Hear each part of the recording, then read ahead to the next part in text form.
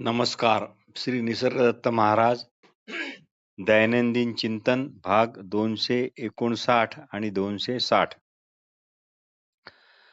मी देह आहे ही केवळ एक काल्पनिक अशी मानसिक अवस्था आहे. ती मी देह नाही या विरोधी कल्पनेने काही जण ती मानसिक अवस्था काढून टाकण्याचा प्रयत्न करतात, पण वस्तुतः दोन्ही कल्पना ह्या मिथ्याच आहेत. एकामुळे दुसरी जाते असे फक्त आपल्याला वाटते. त्यामुळे मी देह आहे हे फार तर अज्ञानाचे मोठे लक्षण आहे. तसेच मी देह नाही हे पण तसेच त्याच श्रेणीचे अज्ञानाचे लक्षण आहे. दोन्ही गोष्टी तुम्ही बाहेरून आणलेल्या आहेत, म्हणून स्वतःला नीट समजावून घ्या, तपासून घ्या. एका साधकाने विचारले की तुम्ही म्हणता द्रष्टा, दर्शन आणि दृश्य हे एकच आहेत. मला शंका आहे. महाराज म्हणाले, बारकाईने पहा. द्रष्टा आणि दृश्य हे दोन्ही दर्शन असेल तेव्हाच असतात. मी हे पाहत आहे असे तुम्ही जेव्हा म्हणता तेव्हा मी हा द्रष्टा आणि हे दृश्य दोन्ही पाहण्याबरोबरच येतात. त्या अगोदर ते नाहीत. म्हणजेच काय? दर्शन नसेल तर हे म्हणून दृश्य आहे व मी हा द्रष्टा आहे हे राहत नाही. साधकाने विचारले, मग मी पाहत नाही असे म्हणता येईल का? महाराज म्हणाले, पाहिल्या जात नाही असे फार तर म्हणता येईल. साधक विचारतो, स्मृतीचा अंत कसा व्हावा? महाराज म्हणतात, तुम्हाला का वाटते? तसे करण्याची तुम्हाला गरज का निर्माण झाली? वास्तविक पाहता तसे करण्याची मुळीच गरज नाही. ते शक्य पण नाही. साधक विचारतो, माझे सुख केव्हा हरवले? माझ्यापाशी तर ते कधीच नव्हते. यावर महाराज म्हणतात, ते सुख आज सकाळीच जाग येण्यापूर्वी तुमच्या पाशीच होते. श्री निसर्गदत्त महाराजांनी याचे फार मोठे गूढ उत्तर दिले आहे. ते कसे याचा इतरत्र खुलासा सविस्तर झालेलाच आहे. श्री महाराज म्हणत, डोळ्यात कुसळ गेले म्हणून आपण आंधळे होतो काय? काही ना काही जर दिसतच राहते. डोळे धुवून काढा, स्वच्छ करा, कुसळ आपोआप निघेल. मग भरपूर प्रकाश आत जाईल आणि सर्व काही दिसेल. अशा प्रकारे आपण आपल्या सुस्थितीत परत वापस येऊ. साधक विचारतो, आपल्याला सद्वस्तू म्हणतात ती हीच हे कसे ओळखता आले? महाराज म्हणाले, अगदी सोपे आहे. तुमच्या तोंडाची चव कशी आहे असे जर मी तुम्हाला विचारले तर तुम्ही एवढेच सांगू शकता की ती चव गोड नाही, कडू नाही, आंबट नाही, तुरट नाही, तिखट नाही. ह्या चवी नसताना जी मूळची चव असते तीच खरी तोंडाची चव आहे. म्हणजेच काय? तुम्ही सध्या स्वतःला जे जे काही समजता ते तुम्ही मुळीच नाही. याची खात्री तुम्हालाच झाली पाहिजे, कुणीही न सांगता. अशी आपल्याला खात्री आपली झाली की जे काही उरेल तेच तुम्ही असाल.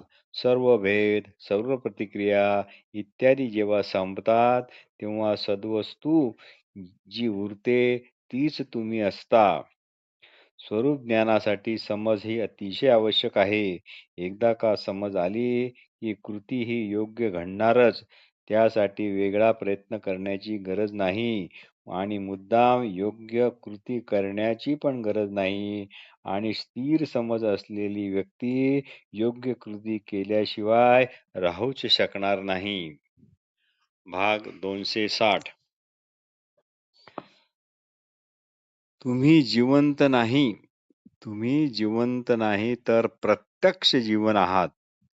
तुम्ही तुमची व्यक्ती म्हणून केवळ कल्पना केली आहे. व्यक्ती म्हणून सुखदुःखाची पीडा ही तशीच कायम असते. व्यक्ती असण्यातच सुखदुःख, हर्षविषाद, ताणतणाव आहेत. हे सुखदुःख, हे दुःख, हे सुख, हा ताण, हा तणाव, ही भीती, हे ज्यामुळे कळणे शक्य होते ते आपलेच अगोदरपणाने असणारे असणे पण होय. व्यक्ती असणे म्हणजे सुख-दुःख, ताण-तणावात असणे हेच होय. व्यक्ती व ताण-तणाव वेगवेगळे नाहीत. ही समज व्यक्तिगत अशी मुळीच नाही. म्हणून तुम्ही काहीही पाहिले, ऐकले तरी पाहणे, ऐकणे याच्यामुळे शक्य झाले. तो आत्मप्रकाश तुम्हीच आहात. त्यामुळे अशा आत्मप्रकाशात जोर जबरदस्ती, कठोर साधना वगैरे करण्याची मुळीच गरज नाही. साधक विचारतो, मला एवढेच कळते की मी अनादी भ्रमाच्या पकडीत आहे. यावर महाराज म्हणाले, हे तुम्हाला कुणी सांगितले? तुम्ही अशा भ्रमात आहात याला पुरावा तुमच्याजवळ आहे की काय? ज्याला खरोखरच आपण भ्रमाच्या पकडीत आहो हे मनापासून कळले असेल व जे कळले जाणारे आहे ते कुणाच्या लक्षात येत आहे, तर जन्म घेण्यापूर्वी आपण कसे होतो, मृत्यूनंतर कसे राहू, हेही माहीत नाही. बरे, सध्या ज्याला आपण मी समजतो ते तर विवादास्पदच आहे. तुमच्या सध्याच्या अवस्थेबद्दल तुम्हाला तुमची खरी माहिती किती आहे? जन्मापूर्वी किंवा मृत्यूनंतर तुम्ही तुम्ही म्हणून आहात असे तुम्ही छाती ठोकपणे म्हणू शकता काय? पूर्वी आणि नंतर हे कालवाचक शब्दच मुळात चुकीचे आहेत. आज सकाळी जाग येण्यापूर्वी तुमची अवस्था कशी होती हे तरी तुम्हाला माहीत आहे काय? म्हणून मानसिक भविष्यकाळ व स्मृती रूपातील भूतकाळ यावर आधारित प्रश्न उपस्थित करून काय उपयोग? तुम्ही आत्ता या क्षणी आपल्या अगोदरपणाने असणाऱ्या असणेपणात का समाधानी राहत नाही? काय अडचण आहे? याचाच शोध घ्या. म्हणजे कळेल की सध्याची जी कालातीत स्थिती आहे, ती अबाधित अशी सत्य स्थिती आहे. उगमाची स्थिती आहे. प्रत्येक लाट समुद्रात विलीन होते.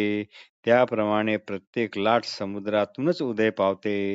तसा प्रत्येक क्षण या कालातीतातूनच उदय पावतो आणि त्यातच लय पावतो. हेच त्याचे उगमस्थान आहे. हाच उगम आपण आपले असणेपणानेच आहोत व हे शोधणे आणि तेथेच स्थिर होणे यालाच स्वरूप ज्ञान म्हणतात. साधक विचारतो, ठीक आहे, पण मी आहे हे गेल्यावर उरते तरी काय? यावर महाराज म्हणाले, अहो, जे येत नाही, जात नाही तेच उरते. या श्री निसर्गदत्त महाराज या उत्तराने आपण खरोखरच समाधानी झालो आहोत की नाही हे ज्याचे त्याने ठरवले पाहिजे. आणि खरंच समाधानी राहत असू तर मग आता कुठलेच वाचायचे, ऐकायचे काही कारणच नाही, काही उरतच नाही. अशा प्रकारे नकळत तुम्ही स्वतःचा शोध घेतच राहता. म्हणून स्वस्थ राहा. आवश्यक अशा जबाबदाऱ्या पार पाडत राहा. आत मात्र स्वस्थ आणि मौन असा. हीच खरी गुरुकिल्ली आहे. म्हणून फक्त असा आणि स्वस्थ बसा हेच ध्यान समजा. स्वरूप ज्ञानी सदैव समाधानी आणि स्वस्थ असतात असे म्हणतात. तरी तुम्ही समाधानी न होता समाधान व्हा.